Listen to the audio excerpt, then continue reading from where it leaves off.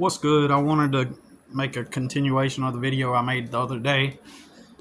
So this will be a part two, and we're going to talk about this post that I posted. Let's just read the post, and I'll read his comment, and then we will continue. And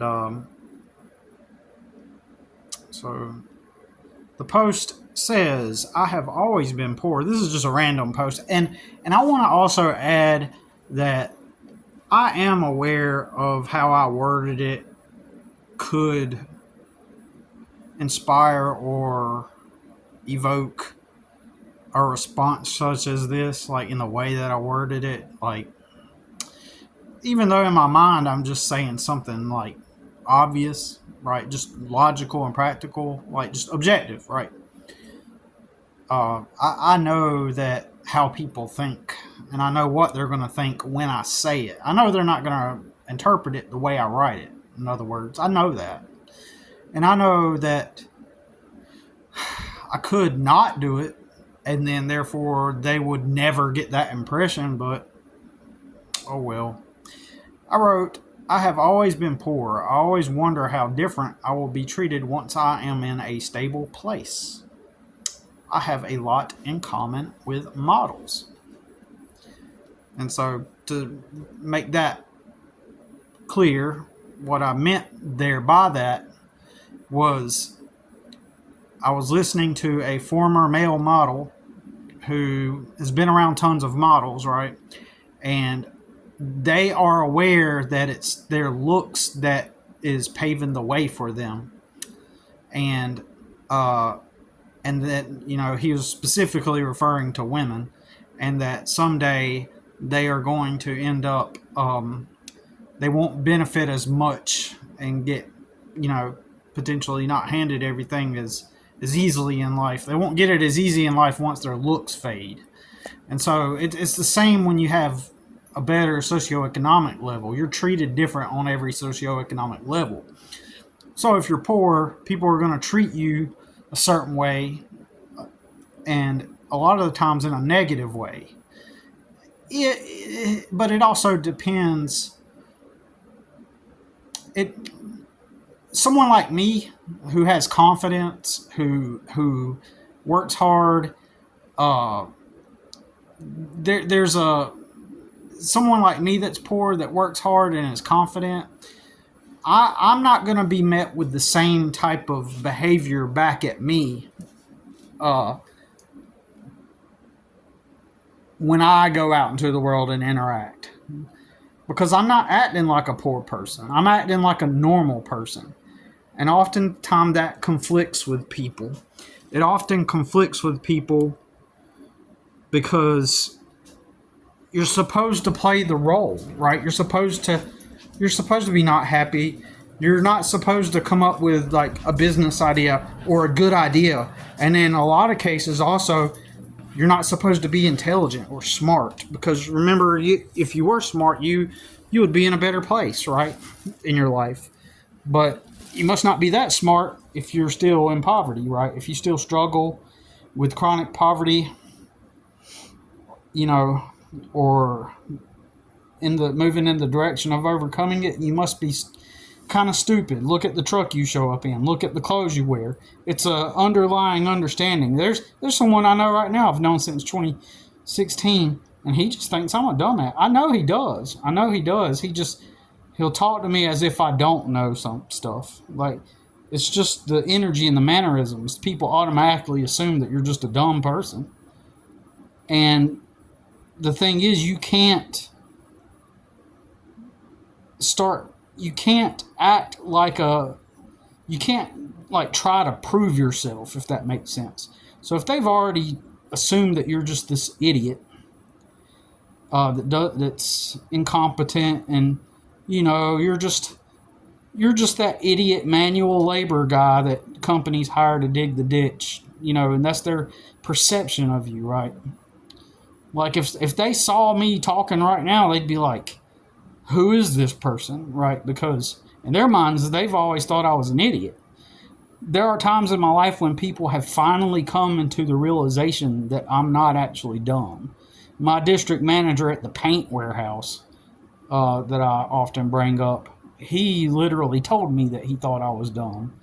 He came to the realization after I'd spent, a good amount of time learning the inventory system, doing stuff that was beyond what the job required, taking customer calls, picking orders well, I already picked orders, but I would take the calls and put the order in the system. And that was not part of my job, but I was trying to learn the job with my manager. It was just me and her all day, and I was trying to, learn everything because still in my mind I thought I had this funny belief that if I went above and beyond, then eventually I would get a raise that would pull me out of poverty, and eventually, and maybe I could even get promoted, and at some point. And I was actually going to stick with that company. I really was. I was going to. I had this vision that one day I'll move up to a management position, and and then I'd have enough money to have a place to live at night. And once I was in that good position, like I just assumed that eventually my son's mom would screw up again, and by the time she screwed up again, I would already have a nice paying position in that company, and I would operate that company for that employer, and I would have myself a place, and then when I went to court after his mom screws up, I could easily go to court and get custody and be like, "Yep, I got this job, I got this place, I am doing everything right." Um, and then they would see that, and then therefore, I was in my mind, I viewed it as building a safety net for my son, and I thought it would lead to that eventually, and that's why I stayed at that business, because it was Monday through Friday at a warehouse. Uh, I'm an early riser naturally, and well, I wouldn't say naturally, but I prefer getting up very early in the morning. My body may disagree, but idealistically, I love getting up. I love being up early and when the sun rises, before the sun rises. Weirdly, my body is combative against me on that. But anyways, that's another topic. So that sounds like a good plan.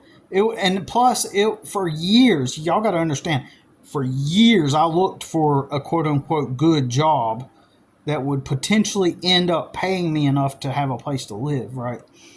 I looked for a company where people didn't act thug and gangster, where I didn't have to be around like low IQ morons that acted thug and gangster and have to babysit them literally, and have to deal with the incompetent mentality of the types of people I had to deal with, only being able to get entry level jobs all of my life. And I finally found a place after 18 years of having to be around that stupidity a lot for most of my job experience, or not having jobs that paid enough, had no potential, right? And so I just wanted to be around relatively normal people. So when I went to that paint warehouse, like everybody was college graduates, and they were middle class people. They didn't have a need to try to act gangster or have some kind of dysfunctional weird crap. There wasn't, oh man, Eminem, man, when's the last time you smoked? And all that stuff, like, but they were just bros. And at first, it seemed like a decent place, except for that one manager who, near the very beginning, pulled me to the side, and when it was just me and him, and tried to interrogate me. Like, that was actually a bad first impression. I was like, in that moment, I was like, screw that. I'm not going to be treated this way. But I had to endure it so that I could have that next child support payment. And what I did not include in my other video is what I'm telling you here now, is the fact that I had spent years trying to find a decent place like that. Nobody would hire me. Nobody would hire me. It was a catch-22. I couldn't find a place to work at that would pay me enough to live on, to have like a room at night. impaired. And I guess what I'm trying to say, I could never find a job that would pay me enough. I didn't have a community net where I couldn't find roommates, and then when I had to pay child support, I didn't have enough money left over to pay for a room, right? And so I ended up just looking. I was constantly looking for quote unquote a good job, quote unquote a good job. So I was trying to find a place where people just acted normal. They weren't their whole primary directive in life was not anticipating getting effed up on the weekend. I'm gonna drink all weekend. You know what I'm gonna do Friday? That's what this one moron that I used to work with used to tell my coworker. He'd be like, Ann, you know what I'm gonna do this weekend on Friday? Starting Friday? She's like, what? He's like, I'm gonna get fucked up. And then he followed up. He's saying in a joking way, and Ann, you know what I'm gonna do Saturday? I'm gonna get fucked up. And then, and he would just brag about how he's always getting drunk every weekend. And I know a lot of mainstream normie conformists would be like, well, I mean, that's what you do when you're young. Man, he's just a young guy. It's just what young people do. I don't give a shit. Doesn't just because everybody does it doesn't mean that it's not stupid. P. Diddy clothes wearing. I don't know. That guy was weird because in a way he acted like he was normal, but he dressed like in Sean Combs clothes, and it was a weird juxtaposition because he dressed like he looked like half preppy, half wannabe gangster by dressing in John, and it seemed like he had some degree of intelligence because he was like middle class, but he was also from my southeastern culture too, so it makes sense that he would conform to what everybody was doing because he's a follower, right? Like most people around here. But that's all he did, is talk crap about the customers. That's all these people did. This other warehouse I worked at, that's all they did. Anytime a customer walked out the door, the very first thing they would do is start literally talking crap about the customer. And if they didn't have nothing bad to say about the customer, they would make up stuff. Then they would talk about each other when they would go on breaks and stuff. And it was just an insane. I worked there for a year. I endured that for a year. I stayed back in the warehouse by myself for a year, Monday through Friday, for a year inside that warehouse, trying to avoid having to come out to the front as much as possible. But you got to think, I was in solitude.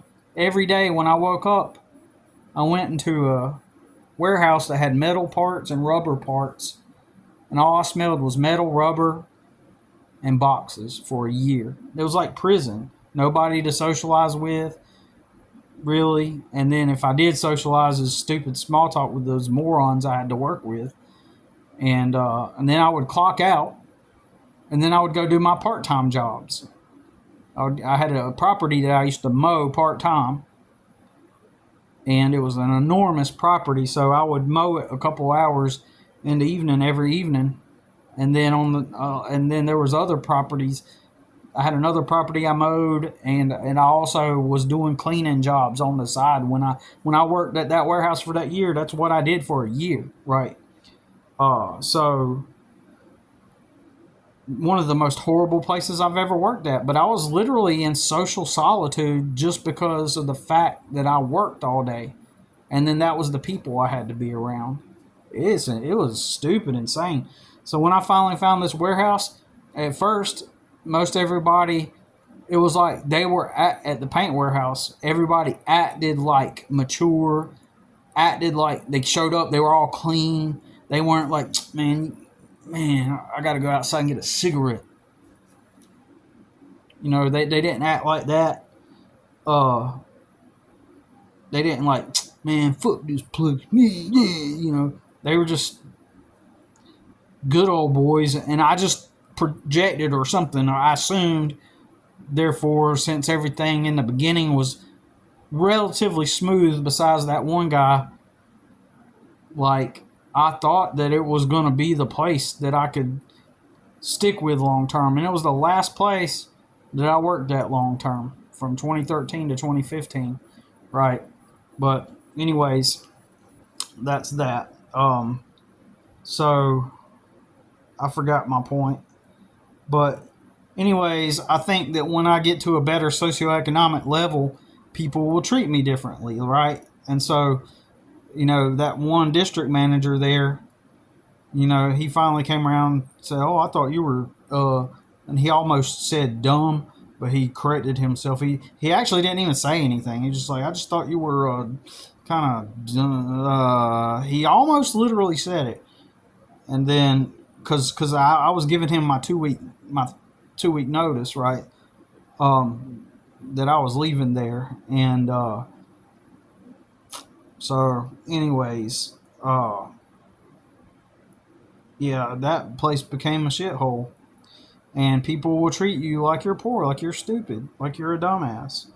And so people treat you a certain way when you are poor, okay? When you are socioeconomically at a lower level than everybody else, there is a clear certain way people treat you that you would not experience if you were not in that situation. And so it's like alien to most people, the reality of it.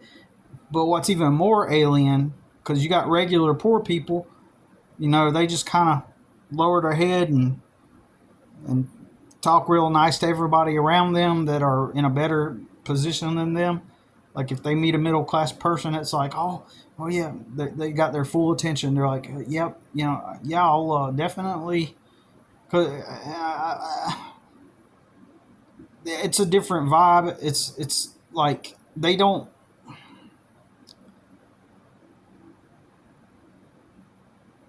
Because there's some intelligent poor people, but what I'm saying, my personal experience, I grew up around uneducated people. Let's just put it that way, and the middle class have an expectation of poor people. The middle class categorize poor people into stupid people, right? Into dumb, and then if you are not dumb, you're actually smart but poor, then there must be something dysfunctional about you if you're also smart. It's just weird. I shouldn't even go into all that because if you're poor, people are going to treat you different. But if you're like me and you're creative and you're smart, you can't begin to not flex, but you can't present that smart, intelligent side of yourself because people are already expecting, when you're having a conversation with them, they're expecting a dumb answer, right? They're expecting that. And when I say those words, what I mean is they literally are expecting, like they think that when you're talking with them, that you are having epiphanies and that they are telling you something that's normal to them. And when they tell you, you're in profound, you're having a profound epiphany. And if you do say something actually intelligent, they're like they'll like kind of like compliment you in this weird way where it's like, well, good for you, good boy, like, God, you figured that out. It's kind of like that kind of energy. And then there are other people who are just frankly offended because there are stupid middle class people and or up, and if you, not that you're trying to flex or anything, it's not the point, not that you're trying to boast or be proud or arrogant, but if you come up with intelligent things or smart things, it kind of rubs people the wrong way, and you're not even trying to flex or snub your nose or be arrogant, not at all. You're just being who you are, like in my case, and you're being smart. Like, it offends a lot of people. It's like, you're not supposed to be that. And to some people, it threatens them. It's kind of like a threat. It feels like a threat or a personal attack to them because, especially if you start to talk in a way that makes them come into an awareness of something, people have pride. They don't want to see that they learned something from a smart person. They don't want to see, like, if you have evolved beyond a certain point, getting back into the women thing, right? Like if I was poor and living out of my truck, but yet I'm dating girls, it's like, and you're a dumbass, but like it rubs a lot of dudes the wrong way. Like you're not supposed to be. It clashes with their reality because you're supposed to be miserable. You're supposed to be poor. You're the poor guy, remember? Like, and so people will often use you as kind of like a something to bounce off of and to feel good about themselves in contrast to, right? And so if you display any kind of thing that intelligence that threatens their identity because it makes them self-aware, or potentially with that knowledge they perceive that somehow you're going to rise above your position and beyond them. That's what they feel like. They feel like that you're going to get beyond them because everybody is, except for those of us who don't care. Most everybody else, they're trying to advance their status and look good to everybody else and impress everybody else. But if you're poor and you're not trying to impress everybody else, you really don't care, then it rubs them the wrong way, and they feel that you're trying to compete with them, and they often act smug and like they know some greater wisdom that you don't, and they got to teach you because you're either inferior or you're just not as advanced as them or something like that. And so you get bombarded with that, but that's such a significantly small reality. Like, again, there are a lot of poor people that are smart and intelligent. There are people with degrees that are homeless right now, right? And there are people that have high street smarts and don't even do drugs or don't have any addictions really, and they're out there struggling with poverty. And so and it is also context dependent. Mostly I'm referencing my experiences, as I've often said that I believe that I'm a pretty integrated person, right? I feel that I have a good self-esteem about myself. That doesn't mean I don't get stressed. That doesn't mean I don't have things like last night's video that I made where I was talking about like eventually hitting up that one manager one day and talking to him about like I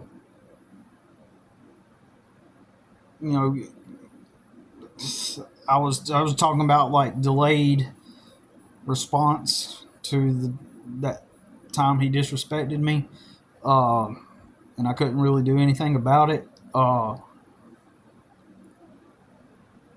And I go through those moments where I'm just overworked and mentally and emotionally I'm stressed out, and so my brain I just think it's natural to have, like, your brain is constantly battling with things. And so when I get stressed out, I do feel some anger towards certain things that I couldn't do anything about in the past. And what I'm saying is I think it's natural to be in a state of mind where you're just mentally exhausted. And so last night I was really mentally exhausted, and those things come up, and I just happened to be recording when they were coming up. And so initially I was trying to make the video about one topic, about can't remember what it was about, but then like the stress was getting at me. Like, I was mentally exhausted and physically exhausted, and I was out later than normal. I ended up being out later than I normally would be, and I was just, and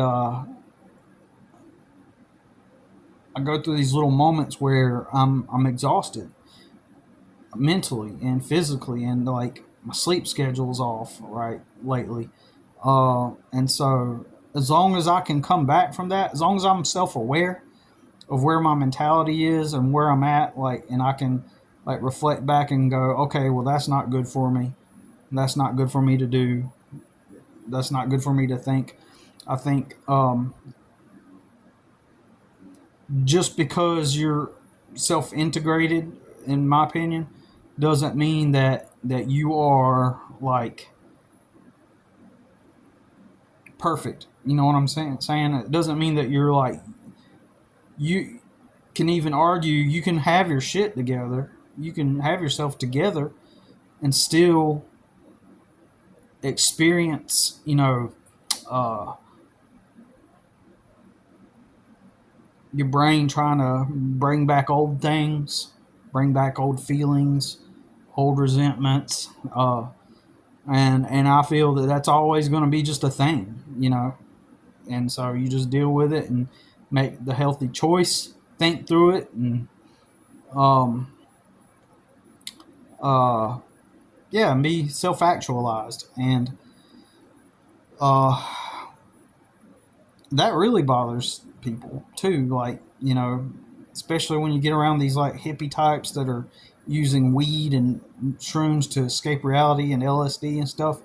They're using that stuff to escape reality, but they'll sit there and they'll act all wise, like they know more than you because they did a mushroom trip, and and it opened up their, it made them experience this wonderful, great thing, and so now they've got wisdom. Plus, they smoke, and smoking is this, weed or cigarettes is kind of like this badge where people feel like it makes them more mature, it makes them more wise, because the societal programming when you're a kid, it's what adults do, and if you're a kid and you smoke, then you feel like, hey, I'm I'm mature, I'm an adult, I'm grown up, blah blah blah blah, and they'll act like that. So that mentality transfers, it lingers into adulthood, because initially, that the smoking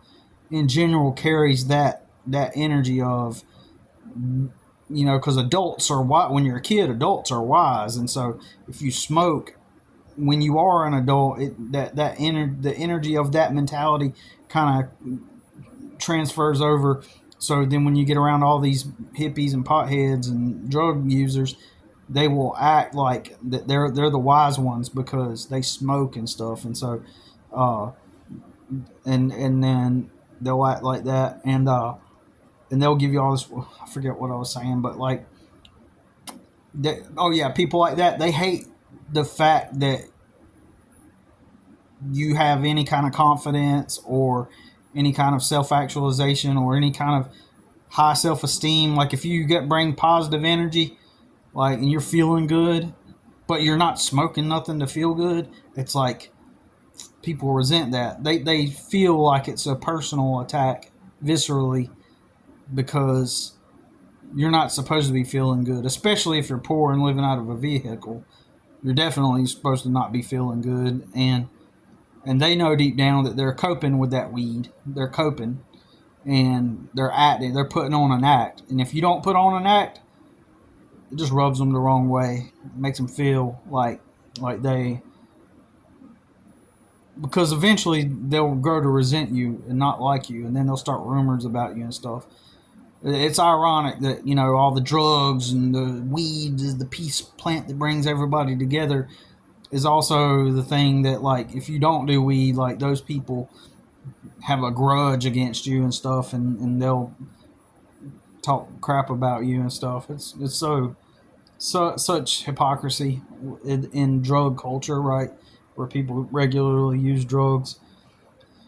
So anyways, getting back on topic, I have always been poor. I always wonder how different I will be treated once I am in a stable place. I have a lot in common with models, and I know people are going to treat me differently. Once I do arrive at a different place, they're going to treat me better, and it's going to be an odd feeling, because I'm always going to think to myself, these people wouldn't be friends with me if I was poor. They wouldn't be willing to help if I was poor. They would, I could see, and I just imagine that. That's what's going to happen. And I have to reflect, like, how am I going to deal with that when people treat me nicely, when I can wear just regular clothes, clean clothes. I don't try to keep a nice wardrobe because most of the time I'm working and getting dirty, and so all my clothes look old and faded, and it's like there's no point in trying to look good, right? Trying to I'm going to look the best I can, but I'm not going to sit there and try to, like, let me get done with my job and go get a shower, and then before I go to the store, and then let me go home first before I go to the store, get a shower and get some good clothes so that when I go to the store, I'm feeling fresh, I'm looking good. No, that's a waste of time. I need every little bit of time I can. Like, I need that time, right? I need time. So I'm not going to do all that special fancy stuff, that privileged stuff. Instead of doing that, I'm going to stop by the store on my way home. You know what I mean? Stuff like that. Like, so I don't make ironically, the optics is what counts. Like, how you look physically, visually, the optics is very important.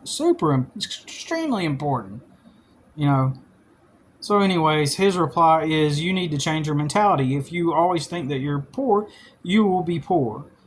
And then I say, no, it is not my mentality. It is very practical and logical. That is one of the many things I was always told, but it's an ambiguous simplicity. Simply, none of the jobs ever paid a quantity to live on. It boils down to math. It is really super simple. It is not complex beyond that. I always showed up on time. I always went above and beyond. I always communicated very well. I was always praised for good work ethic and everything. Now that I am older, I realize why I, quote unquote, failed in jobs. It had nothing to do with my work ethic or anything like that. It ultimately boiled down to a combination of my pre-existing socioeconomic predisposition, which included lack of a support system, inability to socially relate with my peers at work, i.e. reminiscing about your weed smoking days, circle jerking to football, etc., and other mainstream commonalities people have that forms social glue. That would have been the primary contributor, though, as well as the fact the United States government overtly and consciously attacked me and my son multiple times for 15 years, fighting the government, paying out all my money, stuff. It stripped me of any money I did make by having to constantly hire attorneys or suspending my license, or when they suspended my license, basically. Since I was always poor, it drove me to work hard. Even though in my overly Christian, overtoned city where most people view me as a bum and a loser, I have often observed that most people literally have gotten lucky, or they were objectively born into social networks. It is very simple, logical, and practical when you break down everything that has occurred in a linear timeline sequence. Years ago, when I realized I would never earn enough to start living on by continuing working for other people, I started working for myself right close after my legal troubles began, and now I can actually have a place to reside in at night as a result. I still never have money. However, I have more leverage than I did before. If I stopped what I was doing today with just a few hundred in my bank account, there are literally no positions at any companies I could go work for that would aid me in being a stepping stone towards my freedom. When you calculate the math, you will inevitably see that it would be a fruitless and reckless choice. When you can boil it down to simple third grade math, it reveals it is just numbers, not my mentality.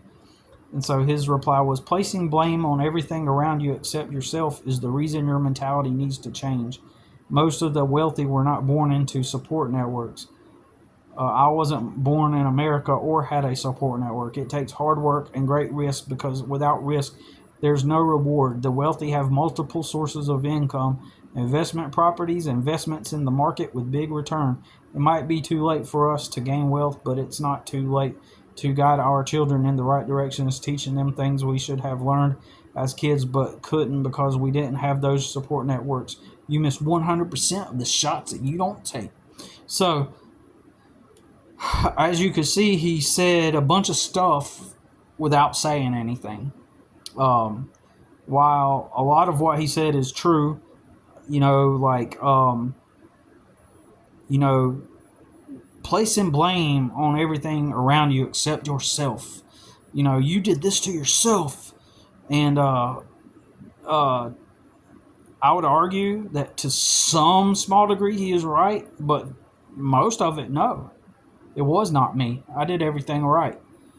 I'm not saying I'm perfect and made the best decision all the time, but for the most part, I did not do most of this stuff to myself. Most of it really did just happen, and that's something that a lot of people don't want to reconcile. They don't want to believe that things happen outside of your control.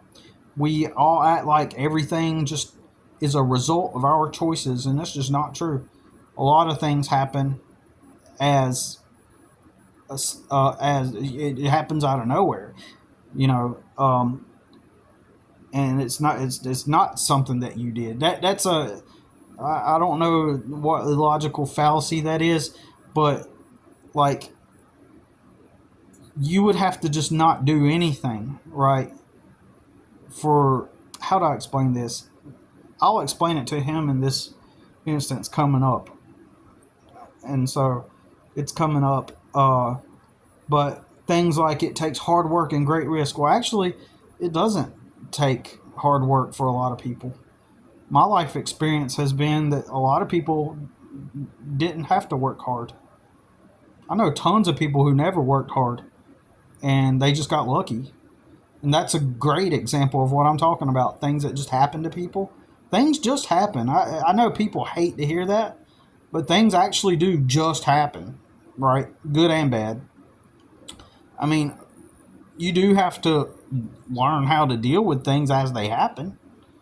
I'm not arguing against that, but we have to be objective and be grounded in reality and practical, objective reality, not ambiguous platitudes. So, I think I disagree. Most of the wealthy were not born into support networks. Depends on what wealthy is, right? You know, and I think a lot of the rich were born into support systems. I think most of the rich were born into support systems, but I have no data to back that up. I just personally believe that. If my awareness and the patterns I've observed in 44 years are accurate, I would argue that most people that are wealthy have had some privilege to begin with, or they got lucky, right? And it's per a case by case basis too. So I don't know how you would measure that. So he's just saying my mentality needs to change, and I'm going to tell you something. Throughout the whole dialogue, throughout the whole conversation that we're going over here, he never tells me what that means, right? He never says, well, what is change your mentality? Then he goes into the thing I agree with. The wealthy have multiple sources of income. Well, yeah, that's a fact. Okay, yeah, I know that. I know about that. Investment properties, investments in the market with big return. Yeah, I know all that. I mean, he's just spouting off just regular stuff. He's saying a bunch of stuff without saying anything. And I wanted him to get on a live with me and debate me on his points and stuff, and but he refused to. So, anyways, my reply to that was placing blame. Where did I place blame? I simply pointed out the objective facts. If you are sitting at a stoplight and a car randomly out of nowhere crosses through the intersection and rams into your car, then it's your fault for leaving your house and driving your car, isn't it? Things just happen. People violently want to disagree that bad luck just happens or bad things happen, and then they'll say that it doesn't happen, and everything's your fault. But then at the same time, they'll also agree with it and say, well, if that happens, then you just put your boots back on and just just keep going and just keep do. You just gotta not let it stop you. Like, see, there goes another ambiguous phrase. Just don't let anything stop you. And these are people that have resources at their disposal. They have a connection with people. In the back of their minds, they know they can always go home.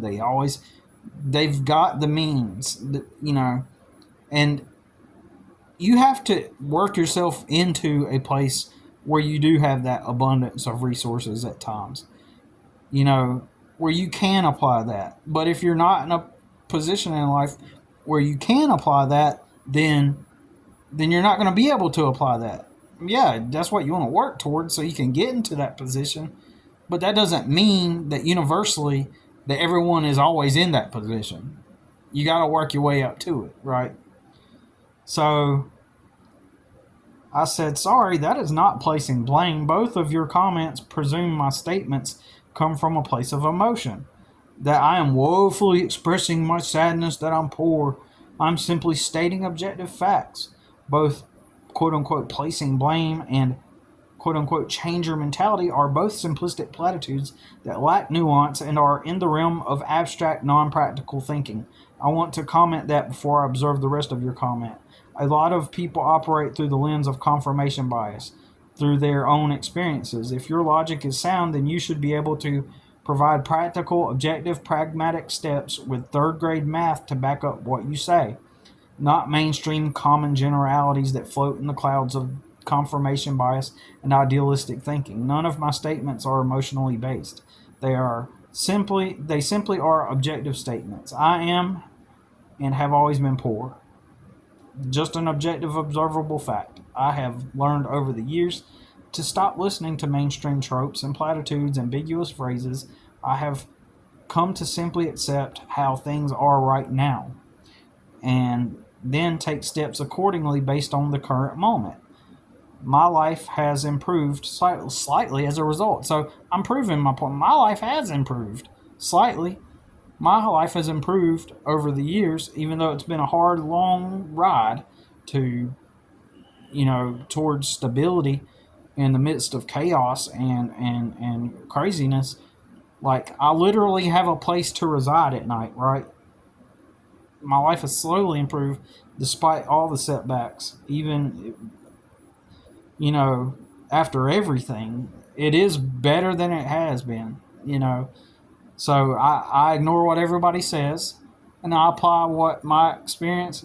Not to sound arrogant, but I'm usually right? I just ignore the advice and let everybody think that I'm an idiot, or that I'm just I'm woefully. Oh, I'm just so down on my luck. Oh, I let everybody think what they want. Think that I'm an idiot, and I just keep going, and I keep applying what I think is practical and observable. I use observable reality in the moment, right? When I say I am and have always been poor, that's just the truth. That's the socioeconomically, I believe I have an abundant mentality, actually, and that's why people wanted to attack me, because I have an abundant mentality. They hate that. I have learned over the years to stop.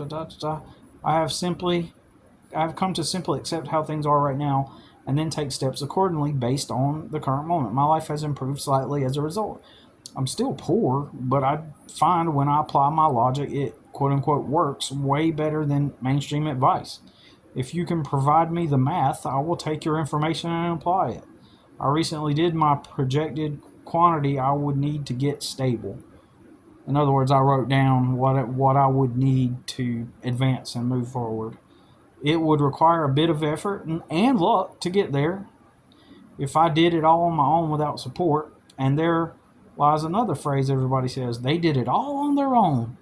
Yet when you break down each person on a case-by-case basis, you discover they all had luck along the way, support, help, etc. Yet they will deny it and say they did it all on their own, respectfully. And his response was, everything is energy. What you put out into the universe comes back to you. Right? Take it to the stars. Take the conversation to the stars and the universe, and nothing practical or pragmatic here. Just his response is, "Oh, everything is energy." He goes into the land of woo woo. You know, your observable facts are blame. There's no math behind it. It's simple. Claim you're poor, you will stay poor. Claim you're wealthy, you will attract money and wealth. This is not mainstream. This is something I learned on my own.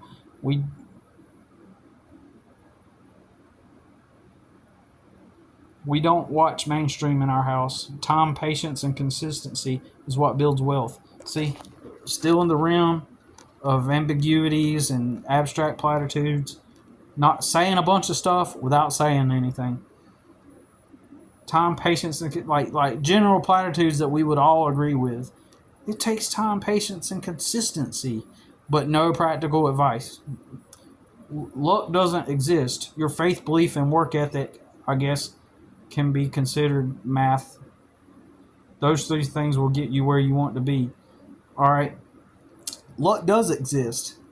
I have a relative who literally did nothing with his life at all except hop around on couches and then borrow money to flip cars and boats and then earn just enough money to eat all of it with, buy a bunch of food and then eat and then just keep getting fatter. And suddenly they go viral overnight. After making a video, it just randomly went viral. They had no business plan in place. They had zero work ethic. And then suddenly an opportunity literally lands in his lap overnight that made it to where he doesn't even ever have to work a job, right? He could just be online chronically and have different people support him. And he could have used it to create a whole business out of it. He screwed it up, but still that was luck. He says, I'm rich because I have 4 children and a loving wife that has my back. Maybe you might not have the wife, but your son is a gift from the Lord. He is an arrow in your hands, and why you fought so hard with the system for him. But don't be fooled for a second that my math is better than yours or anyone else's. I used my anger as fuel to get to where I've gotten. Luck had nothing to do with it. BS. If he were to actually get on a live with me and have an actual conversation, and we break down, okay, what happened when you came over into the country? Did you have $0 on you? Like, how much money did you have? Did you have any money? So you're saying you just arrived, like, what, did you sneak on a boat or a plane and ride over, and then you got out of the plane or the boat and then, like, crawled into a box, begged for change until, like, or applied at a bunch of jobs and ate out of the dumpster until, you eventually had enough money to get started? He's going to say, look, that's all these people say. Oh, there's never luck. But then you break down their actual reality of what actually happened to them. If they're honest, you will see luck happening a lot. We have a free will, and you can build your credit, get loans, and build your wealth and business just like anyone else. Yeah, I know that. See, so once again, giving me stuff I already know, assuming that I'm dumb, and we have free will. Like, yeah, I know that. If you start a business, most businesses use other people's money. That's just regular business. That's regular life in America, all over the world. Most, everything is done differently, but, the majority of successful businesses were using other people's money. Investors, bank loans, friends and family, people that have started businesses, they've started with other people's money. And that's just literally fundamentally how business works in the United States and the world. Business just literally works off of leveraging debt. You see all these people that look rich and stuff, they are leveraging with debt, right? That's how they do it. They're in constant cash flow. It's not TV. It's not entertainment. It's not movies. It's the real world. And so, on TV and stuff, Fred Flintstone's boss owns the rock quarry, and he's the boss, and he's the boss over the rock quarry, and that's his domain, his land, his rocks, and then Fred goes and he works and he gets his paycheck and he's a good employee, you know. But in the real world, if a man bought a property, even if he has the money to fully pay for the property, right? Even if he has millions and millions and millions of dollars, that rich man with enough, more than enough money to buy that property, you know what he's going to do? He's going to go get a he's going to go get a loan from the bank or from wherever, investors or however, and he's going to get money and get it on credit in order to keep building his credit, and he's going to use credit and to pay off that property, right? So that's what rich people do. They're constantly in debt on purpose. It's like good debt. And so good debt means that like you're constantly in cash flow. And I know you can sit there and argue with me about what about interest and stuff, but ultimately it all pays off, right? It builds business connections. It builds trust with other investors when you do it that way.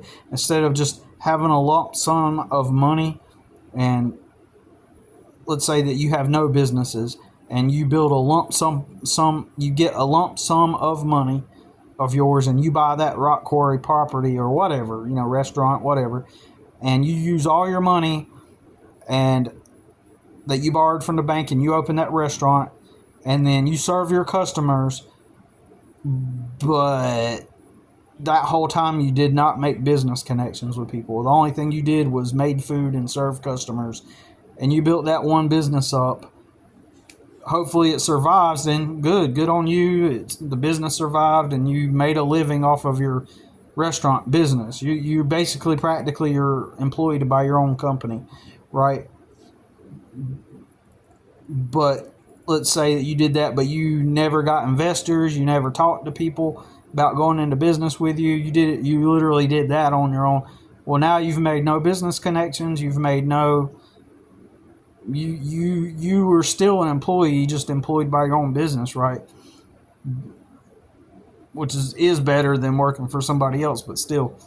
My point is that the way business works is the majority of business people are going into business with other people, getting into debt, and generating monthly cash flow from their assets. Investing in real estate and apartments, and according to one book I read, eventually once for example, if you get into the point where you've got really good debt, where you've borrowed millions or even billions of dollars, or let's just say hundreds of millions of dollars over and over, and you've kept on buying real estate over and over again. And this is not advice. I don't know what the hell I'm saying, so study it yourself. But and you've over and over again acquired real estate with debt at the bank and through investors. You've built a bunch of relationships, so now you are abundant, and it has nothing to do with money. Now you have all these connections with all these people you've done business with, and you will never suffer because somebody's always got your back. And then that's when you have actual wealth. And then what happens is you have built enough credit, and let's say that you've built a bunch of apartment complexes. Like every time you pass an apartment complex, just know that that's just some man's business. He got some money, he built some apartments. Him and maybe a few other dudes. They all got together and say, hey, let's build some apartments. That's all it is. They put some wood together and some insulation and some lights and plumbing, and boom, apartment complex. Or they buy existing complexes. It's just a man's business. The money-making business is to get the rent from the persons, that the people that pay the rent, and they use that money to pay off the debt. And then they get a little cut for themselves so that they can live on. and then they use the rest of it to invest back into more apartment complexes. So eventually you get to the point to where the government sees that how much that you've produced. Like, you've built apartment complexes, you've bought all these apartment complexes, and you've built so much real estate wealth. Eventually you get to a point where the government will pay you, because you've gotten so good at it. They will fund it. The government will fund you to build new apartment complexes. So if it's in a up and coming development that they want to install to better the community, like I don't know, around here there's a lot of growth where I'm at, so you're constantly seeing new shopping centers go up, new areas where a new Starbucks opens, a new Walmart with a Dollar Tree, an Asian nail spa, some other restaurants, a grocery store here and there, and all that. And then around that, they build a bunch of housing developments and apartments. Then a bunch of businesses go up all around it. If you've been involved in that and you put an apartment complex in there, the government will pay you a grant to build the apartment complex. They will pay you, they will fund it.